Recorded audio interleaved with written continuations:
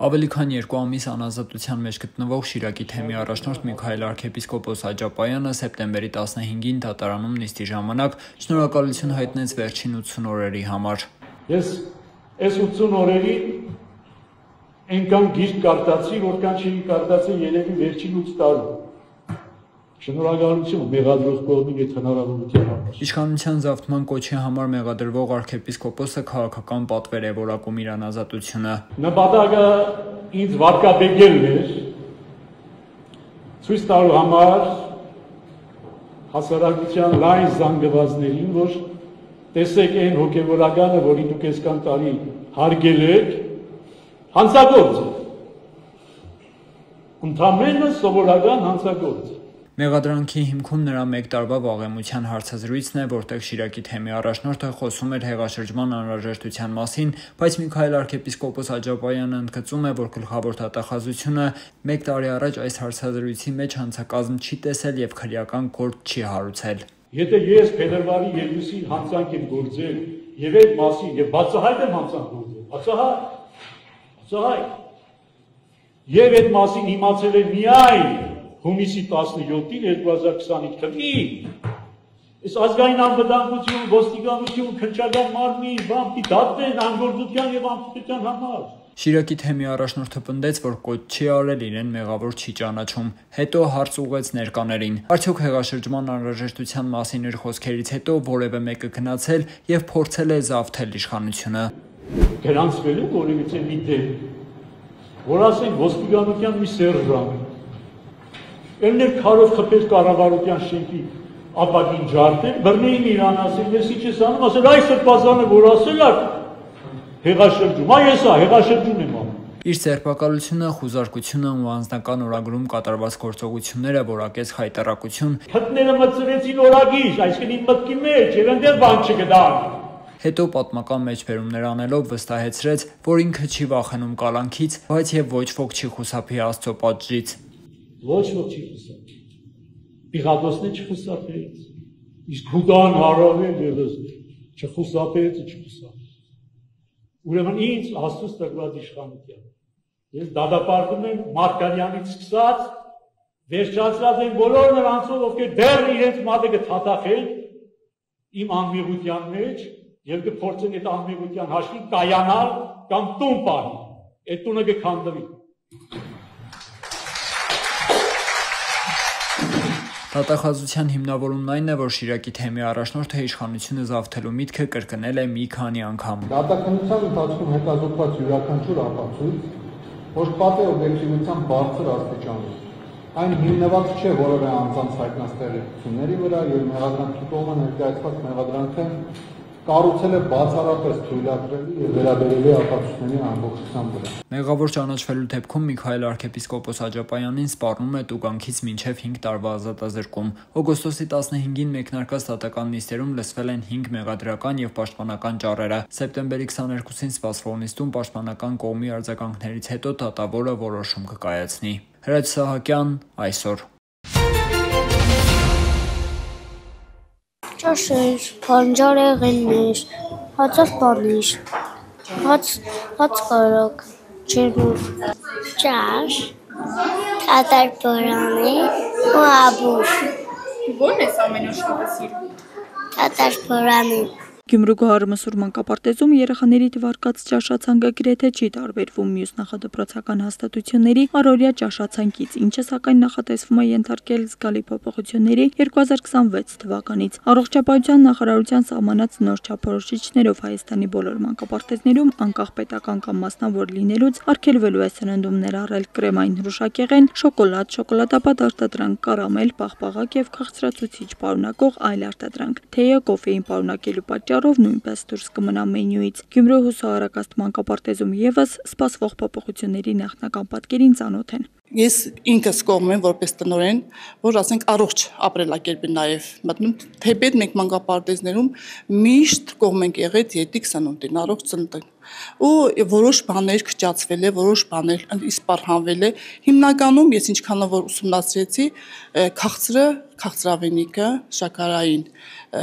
պահը դուրս է եկել։ Աղի եւ շաքարի միջին օրաբաժինը կնվազեցվի ավելի քան 2 անգամ։ Թույլատրելի է միայն այնպիսի ըմպելիք, որտեղ շաքարի կամ մեղրի քանակը չի գերազանցում 5 գրամը։ Միևնույն ժամանակ թույլատրվում է մատուցել տեղում թխված բիսկվիտ կամ թխվածք պայմանով, որ դրանք չեն պարունակում մարգարին կամ հագեցած ճարպեր եւ չեն գերազանցում շաքարի սահմանված նորման։ Արդեն կազմել են, որ սա համապատասխանում է երեխայի ճիշտ մաքուր զարգացմանը, ես ոչինչ չունեմ ասելու, բայց միգուցե կարելի է նաև խորհրդակցել եւ տնօրենների եւ ծնողական ինչ-որ խմբերի հետ։ Երեխաները կստանան ավելի շատ մրգեր, բանջարեղեն, հատապտուղներ ու ամբողջահատիկ մթերքներ։ Օրական պարտադիր կլինի 2 տեսակի միրգ եւ 2 տեսակի բանջարեղեն։ Գյումրու համայնքապետարանի կրթության բաժնի ավագ մասնագետի ժամանակավոր պաշտոնակատար Անահիտ Գասպարյանի խոսքով մտավախություն կա, որ առողջապահական տեսանկյունից ողջունելի այս ծրագրին կխոչընդոտի Գյումրու ցածր կենսամակարդակը։ Ինչքան հասնում է տվյալ օրվա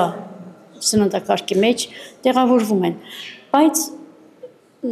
թանկացումների առումով ինձ թվում է, որ ինչ-որ մի բան մնում է թերի։ Դրա համար մենք պիտի նաև առաջ հերթին գնային ուսումնասիրություն անենք որոշ փոփոխությունների հետ կապված։ Դե կփորձենք երևի, ես այս բանին հստակ որևէ բան ասել չեմ կարող, որովհետև հաշվարկված որևէ բան չունեմ ես։ Այսօր Գյումրիում գործում է 24 մանկապարտեզ, որոնց հաճախելիությունը գրեթե 100% է։ Ակտիվ հաճախելիությանը, սակայն հակադարձ համեմատական է մանկապարտեզների ֆինանսավորումը։ Հաշվի առնելով տարեկան գումարը, որ տրամադրվում է մանկապարտեզների կողմից։ Այո։ Երևի կամ պետք է վերանայվի։ Ցանկալի կլինի, որ վերանայվի։ Տպավորությունն այնպես է, որ Գյումրու պարագայում ցածր կենսամակարդակը եւ գնաճը կարող են խոչընդոտել փոփոխությունների լիարժեք իրականացմանը։ Աստղիկ Խաչատրյան, Խանո Վանիսյան, այսօր։ Նախագահական նստավայրում Հայաստանի նախագահ Վահագն Խաչատուրյանի եւ վարչապետ Նիկոլ Փաշինյանի ներկայությամբ տեղի է ունեցել աշխատանքի եւ սոցիալական հարցերի նախարար Արսեն Թորոսյանի եւ շրջակա միջավայրի նախարար Համբարձում Մաթեոսյանի երթման արարողությունը։ Վերջիններս ընթերցելով երթման տեքստը նշել են. Հանուն համազգային նպատակների իրականացման եւ հայրենիքի հզորացման երթվում եմ։ Բարեխիղճորեն կատարել ժողովրդի առջև ունեցած պարտավորություններս, պահպանել Հայաստանի Հանրապետության սահմանադրությունը եւ օրենքները, նպաստել Հայաստանի Հանրապետության ինքնիշխանության եւ շահերի պահպանմանը, հավատարիմ մնալ կառավարության անդամի բարձր կոչմանը։ Երթման արարողության ավարտին Նիկոլ Փաշինյանը եւ Վահագն Խաչատուրյանը շնորհավորել են նախարարներին մաղթելով բեղմնավոր ու արգասաբեր աշխատանք իշա պետության եւ ժողովրդի։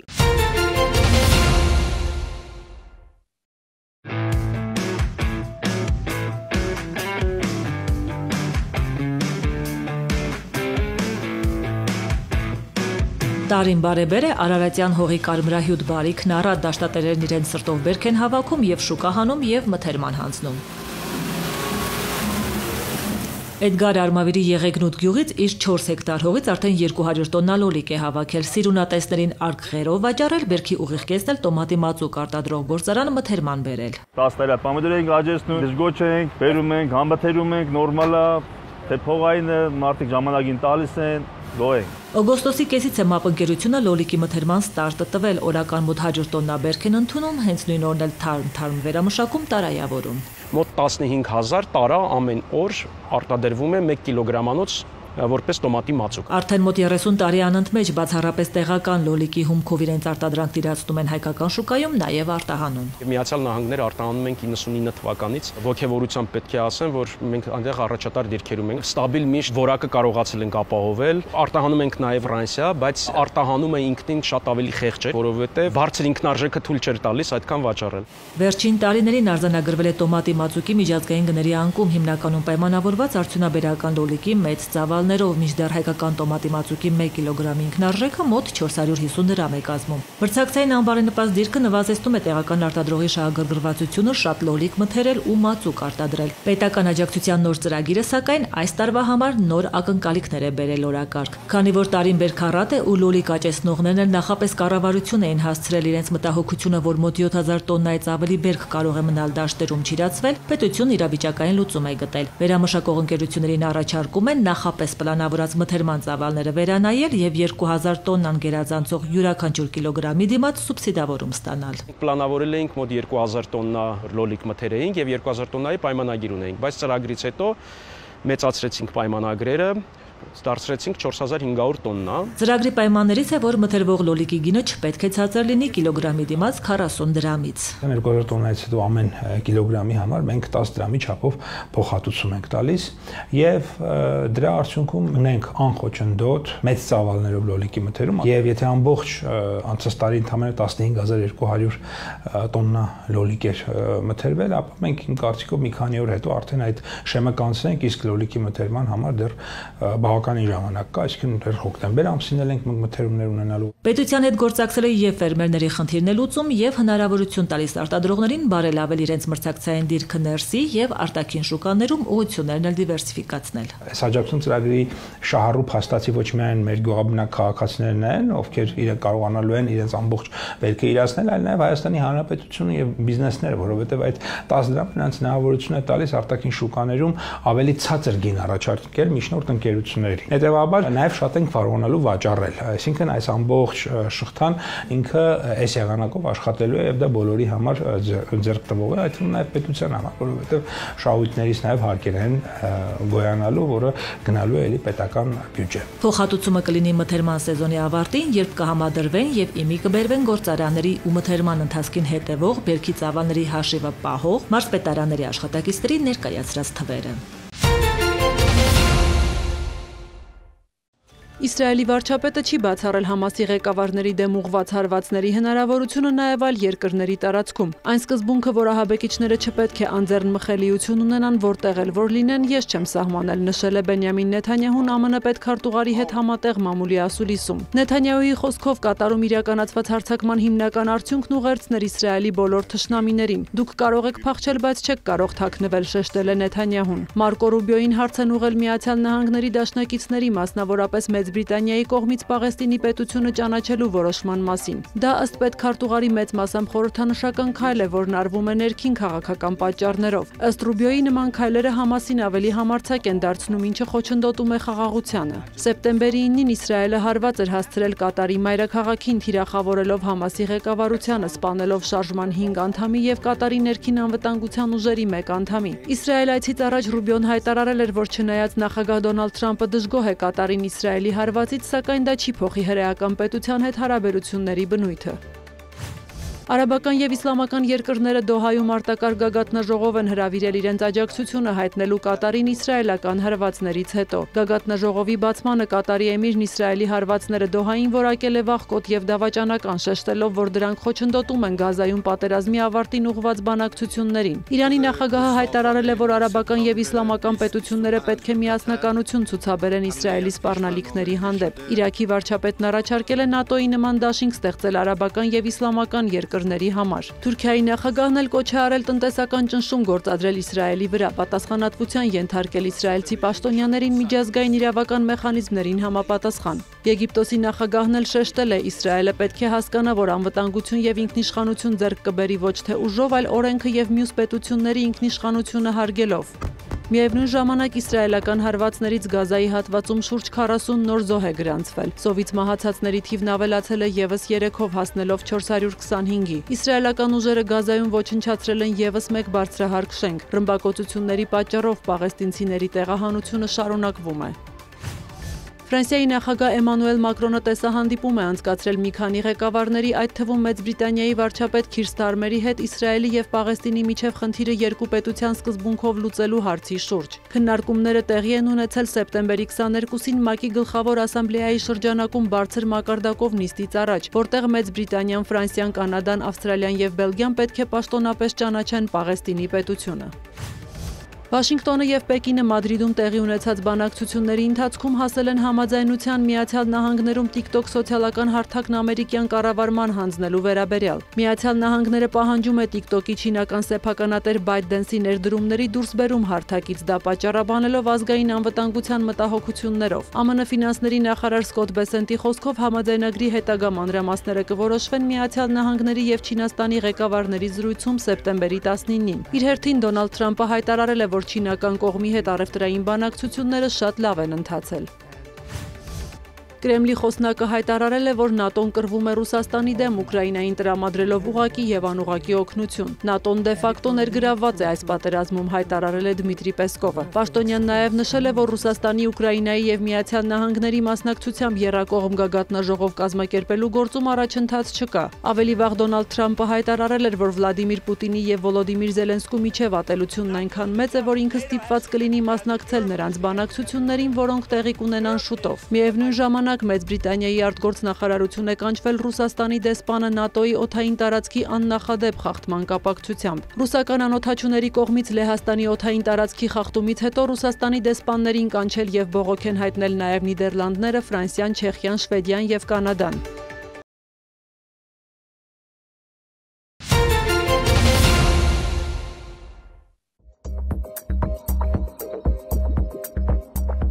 Հայաստանի հարավային գեղեցկուհին օրորի կատարելագործվում է։ Կապանի ամեն անկյունում շինարարություն է։ Ընթացող բազմաթիվ աշխատանքների մի մասն իրականանում է կառավարություն համայնք համագործակցությամբ։ Մարզպետի խորհրդական Կարեն Բալյանն ուրախությամբ է ընդգծում. Սյունիքում եւ հատկապես Կապանում արդյունքներն ակներև են։ Կապանում ակնառու է, որ տեղի ունենում շատ մեծ զարգացում, շատ արագ տեսանելի են դառնում փոփոխությունները տեղի ունեցող Կապան համայնքում, ինչի արդյունքում ձևավորվում են նաև նոր միջավայր եւ այս առումով շատ կարեւոր է հենց սուբվենցիաների դերը։ Կապան խոշորացված համայնքի սոցիալ-տնտեսական զարգացման գործում սուբվենցիոն ծրագրերը առանցքային դեր ու նշանակություն ունեն եւ շարժիչ ուժ են հանդիսանում։ Դրանք ոչ միայն ապահովում են նոր ենթակառուցվածքների ձևավորում, հիմնում, այլ նաև ապահովում են զարգացման կայուն հիմքեր հետագա։ Միայն 2023-ին Կապանում մեկնարկել է 11 սուբվենցիոն ծրագիր, որոնք համաֆինանսավորել են կառավարությունը, համայնքը եւ երկրի խոշորագույն հանքարդյունաբերական ձեռնարկությունը Զանգեզուրի պղնձամոլիբդենային կոմբինատը։ Քանի որ 2023 թվականի սուբվենցիոն ծրագրերը Կապան համայնքի արդեն իսկ մոտենում են ավարտին, հստակ կարող ենք ասել, որ 2023 թվականի ծրագրերի ընդհանուր պայմանագրային գումարը կազմել է ավելի քան 2 միլիարդ 695 միլիոն դրամ, որտեղ համայնքի համաֆինանսավորման չափը կազմել է ավելի քան 890 միլիոն դրամ։ 890 միլիոն դրամից Զանգեզուրի պղնձամոլիբդենային կոմբինատի համաֆինանսավորման չափը կազմել է 350 միլիոն դրամ։ Կարեն Բալյանի հետ այցելում ենք Կապանի համայնքապետարանի շենք, այն բացառիկ կառույց է կազմված միմյանց ապակեպած սրահով կապվող մեկ հիմնանորոգված եւ մեկ նորակառույց մասնաշենքերից։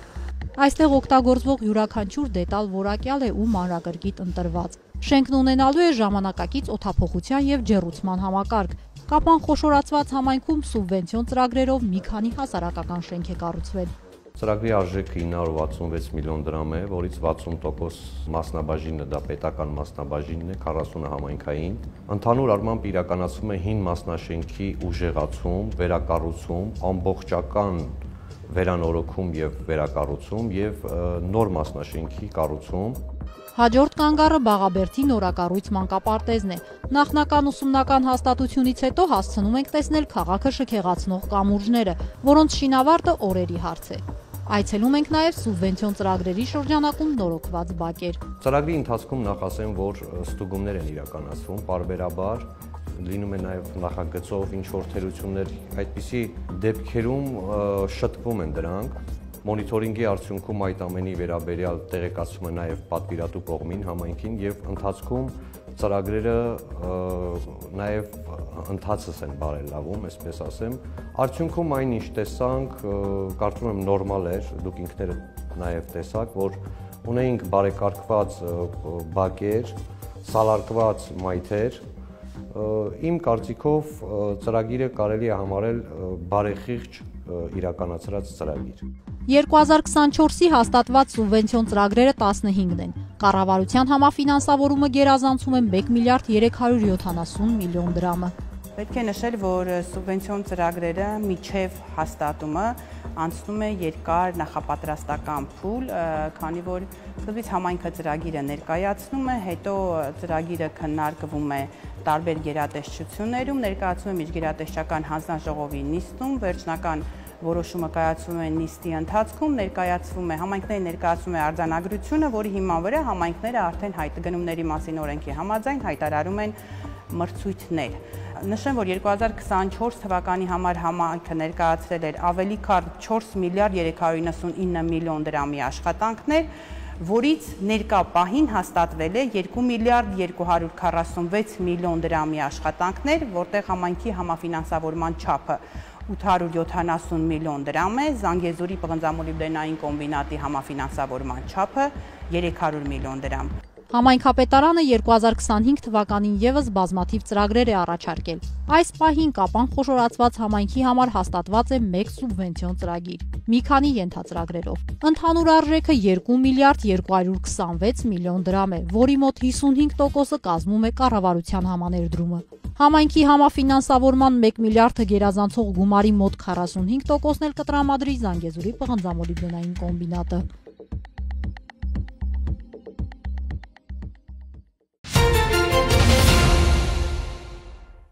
Գավառ համայնքի պետական, ՏԻՄ կրթամշակութային հաստատությունների աշխատակիցները մասնակցում են հաղորդակցման հմտություններ թեմայով դասընթացին։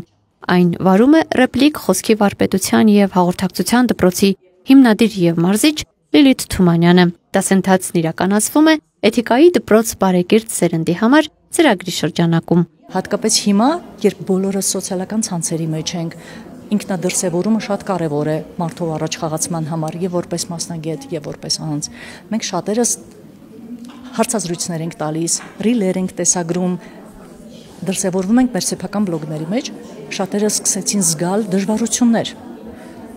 Թե խոսքի վարպետության տեսանկյունից ես նկատի ունեմ առոգանության, արտասանության, թե բովանդակության ձևակերպման մեջ, որովհետև քիչ է Երևանը, պետք է նաև լինել տարբերվող։ Եվ այստեղից սկսեց զարգանալ արդեն մշակույթը դիմելու, սովորելու, կրթվելու։ Դասընթացի մասնակիցները որպես հաղորդակցման ոլորտի ներկայացուցիչներ ծանոթանում են թեմայի առանձնահատկություններին, դասընթացավարի օգնությամբ դրանք ներկայացնելով նաև կորցնական վարժություններով։ Ու թեև նրանք իրենց գործունեության ընթացքում արդեն կիրառում են հաղորդակցման շատ գործիքներ, այդուհանդերձ դասընթացն օգնում է առավել համակարգված պատկերացումներ ունենալ ոլորտի վերաբերյալ։ Այս դասընթացը մեծ հմտություններ կարող է մեզ հաղորդել, կարողություններ, հետագայում մեր խոսքի արվեստ ավելի կատարելագործելու համար, ինչպես նոր մենք ականատես եղանք, թե ինչպես կարելի է խոսքի տեմպը փոխել, հստակ վարժությունների միջոցով, իհարկե շատ կարևոր է մեզ համար նամանավան, երբ որ մենք 70 րոպե դաս ենք վարում համալսարանում, իհարկե խոսքի ճիշտ տեմպի կառուցվածքը կօգնի ոչ միայն ուսանողներին դասի ընթացքում չհոգնել, այլև հավուր պատշաճի դասը լսել và համապատասխան գիտելիքը դասախոսի կողմից ստանալ։ Իհարկե հասկանում են, իհարկե կիրառում են, իհարկե ունեն սեփական լուծումներ տարատեսակ խնդիրների համար։ Բայց եթե այսօրվա հանդիպումը տա եւս մեկ հավելյալ հնարավորություն կամ գործիք, ինչ որ մի բան ավելի հեշտ անելու, ավելի երկարատև ազդեցություն ունենալու, ես միայն ուրախ կլինեմ։ Ծրագիրը, որով իրականացվում է դասընթացը, Գավառի համայնքապետարանի եւ Ամքոր Հայաստան բարեգործական հիմնադրամի գործակցության արդյունքն է։ Կազմակերպչական գործում մեծ է նաեւ Գավառի ուսուցողական կենտրոնի ներդրումը, որտեղ երամսյա ժամկետում իրականացվելու են տարբեր դասընթացներ։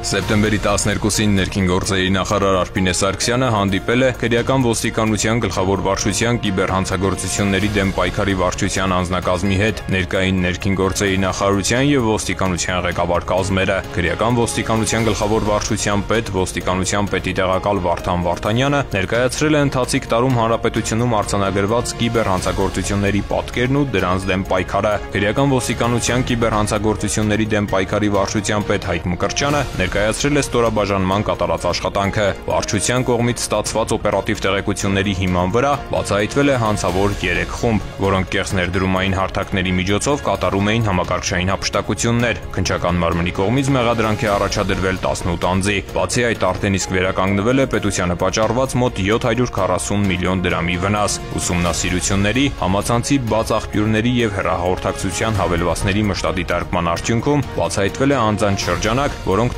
Telegram օգտահաշիվների միջոցով իրականացրել են քաղաքացիների անձնագրային տվյալների, էլեկտրոնային հեռախոսահամարների, էլեկտրոնային դրամապանակների, խաղային հաշիվների եւ Հայաստանում գործող բանկային ընկերությունների բջջային հավելվածների անհատական հաշիվների գնման գործընթաց եւ տնօրինելով դրանք ֆիշինգային կայքերի միջոցով կատարել համակարգչային հափշտակություններ եւ խարդախություններ։ Բացահայտվել է Telegram-ի միջոցով տնամիջոցների ապօրինի իրացմամբ զբաղվող 62 ալիք տնօրինող 49 անձի ինքնություն։ Ստացված փաստական տվյալների հիման վրա նախաձեռնված քրեական վարույթի շրջանակում իրականացված խուզարկությունների արդյունքում հայտնաբերվել է մեծաքանակ տնամիջոց ու ռազմամթերք, կալանավորվել է 3 անձ։ Կիբերհանցագործությունների դեմ պայքարի վարչությունը ներկայումս շարունակում է սերտ համագործակցել առաջատար մի շարք միջազգային գործընկերների, ինչպես նաև կիբերհանցագործությունների մասին կոնվենցիայի անդամ պետությունների 24/7 ազգային կոնտակտային կենտրոնների հետ։ Այս համագործակցությունն ապահովում է ուղիղ կապով օպերատիվ տվյալների, տարբեր քրեական վարույթներով էլեկտրոնային ապացույցների եւ նոր ի հայտ եկած կիբերհանցագործությունների տեսակների վերաբերյալ տեղեկության փոխանակման օպերատիվ գործընթաց։ Բացի այդ, կիբերհանցագործությունների դեմ պայքարի վարչությունը շարունակել է ամրապնդել համագործակցությունը միջազգային գործընկերների եւ տեղեկատվական տեխնոլոգիաների ոլորտում գործող խոշոր ընկերությունների հետ։ Ներքին գործերի նախարարը շնորհակալություն հայտնելով կատարած աշխատանքի համար առանձնացրել է մի շարք ուղղություններ եւ տվել հանձնարարականներ։ Արփինե Սարգսյանը կարևորել է ստորաբաժանման համագործակցության ընդլայնումն ինչպես միջազգային գործընկերների, այնպես էլ իրավապահ այլ կառույցների եւ ոստիկանության մյուս ծառայությունների հետ։ Ընդգծվել է միջազգային կրիպտոառույթով զբաղվող ընկերությունների հետ աշխատանքի կարևորությունը, ինչպես կիբերհանցագործությունների, այնպես էլ կոռուպցիոն հանցագործությունների դեմ պայքարում։ Հատուկ շեշտվել է բջջային օպերատորների հետ սերտ աշխատանքի անհրաժեշտությունը, հանձնարարելով ինստիտուցիոնալ հիմքերի վրա դնել գործընկերությունը։ Արփինե Սարգսյանն անդրադարձել է նաև կիբերլաբորատորիայի ստեղծմանը, ինչի ուղղությամբ այս պայն միջազգային գործընկերների հետ տարվում են աշխատանքներ։ Նախարարը հանցագործությունների կանխման նպատակով հանձնարարել է ակտիվացնել քաղաքացիների իրավագիտակցության բարձրացման ուղղությամբ իրազեկման աշխատանքները, նաև ստեղծել Telegram-յան հարթակ, ինչի միջոցով քաղաքացիներին կներկայացվեն հանցավոր գործունեության մեխանիզմներն ու դրանցից խուսափելու վարքականոնները։ Քննարկվել են նաև ստորաբաժանման ծառայողների կարողությունների պարբերական զարգացման, ծրագրային եւ տեխնիկական հագեցվածության մասին հարցեր։ Քրեական ոստիկանության թմրամիջոցների անօրինական շրջանառության դեմ պայքարի վարչության ծառայողները ստացել էին օպերատիվ տեղեկություն, որ Արարատի մարզում բնակվող 3 տղամարդ իրացնելու նպատակով պետք է ձեռք բերեն առանձնապես խոշոր չափերի թմրամիջոցներ։ Իրավապահների օպերատիվ հետախուզական հետագա միջոցառումները տրամաբանական ավարտին հասան սեպտեմբերի 9-ին։ Ժամը 15-ի սահմաններում Սևան-Երևան ավտոճանապարհին 3-ն էլ ձերբակալվեցին ու նրանցից մեկի վարած Opel Magnish ավտոմեքենայով հանդերձ տեղափոխվեցին համայնքային ոստիկանության Կոտայքի Խուզարկությամբ տղամարդկանցից մեկի մոտ հայտնաբերվեց մարիխուանայով փաթեթ, իսկ Opel-ում պոլիէթիլենային տոպրակով մոտ 855 գրամ մարիխուանա։ Աբովյանի քննչական բաժնում նախաձեռնվել է քրեական վարույթ, նախաքննությամբ հանգամանքները պարզվում են։ Սեպտեմբերի 8-ից 15-ը մայրաքաղաքում իրականացված ծառայության ընթացքում Երևանի պարեկները հայտնաբերել են ճանապարհային երթևեկության կանոնների 5348 խախտում, պահպանվող հատուկ տարածք տեղափոխելով 170 ավտոմեքենա, մասնավորապես հայտնաբերվել է ոչ ստաբ 208 վարորդ առանց վարորդական իրավունքի վկայականի 235 անձ, հայտնաբերվել է հաշվառման համարանիշի հետ կապված 20 կեղծ հաշվառման համարանիշով երթևեկող 1, ժամանակապված վարելու 1320 առանց մանկական նստատեղի Քարսիթի 19, վարելու ընթացքում ծխելու 541, վարելիս հեռախոսից օգտվելու 366, հետիոտնի որ սահմանված վայրով անցնելու 401 եւ 1546 այլ իրավախախտում, 140 մեքենա շահագործվել է առանց ապա պայմանագրի, 133-ը տեխնիկական զննություն չանցած, 78-ը լուսարձակների անսարքությամբ, 106-ը թաղանթապատված դիմապակեով եւ կողային ապակիներով։ Բացի այդ տարբեր կասկածանքներով ձերբակալվելու համայնքային ոստիկանության բաժիններ է տարվել 96 անձ։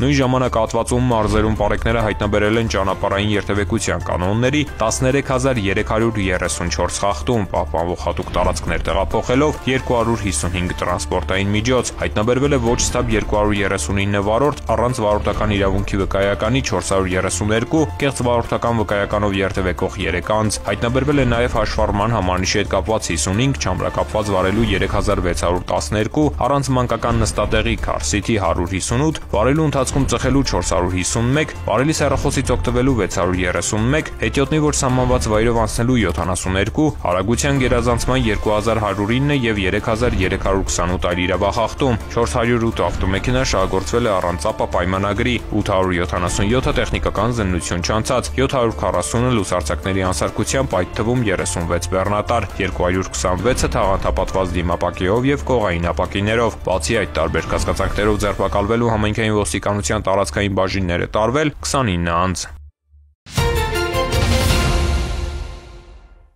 Veolia ջուր ընկերությունը տեղեկացնում է իր հաճախորդներին եւ սպառողներին, որ վթարի վերացման աշխատանքներով պայմանավորված սույն թվականի սեպտեմբերի 17-ին ժամը 12-ից 22-ը կդադարեցվի Շիրակի մարզի Գյումրի քաղաքի Մազմանյան, Ջիվանի, Հանեսօղլյան, Աճեմյան, Ղարիբջանյան, Աթոյան, Շահումյան, Աղյուսի, Լալյան, Տերյան, Մայակովսկի, Ղորղանյան, Հակոբյան, Չերաս, Թումանյան, Գայի, Սամանապահների, Օզանյան, Նալբանդյան փողոցների, Արագած, Մսի կոմբինատ թաղամասերի, Ղարսի, Տեր Գաբրիելյան, Ղարիբջանյան խճուղիների 104 տնակային տարածքի ջրամատակարարումը։ Ընկերությունը հայցում է սպառողների ներողամտությունը պատճառված անհանգստության եւ կանխավ շնորհակալություն հայտնում ըմբռնման համար։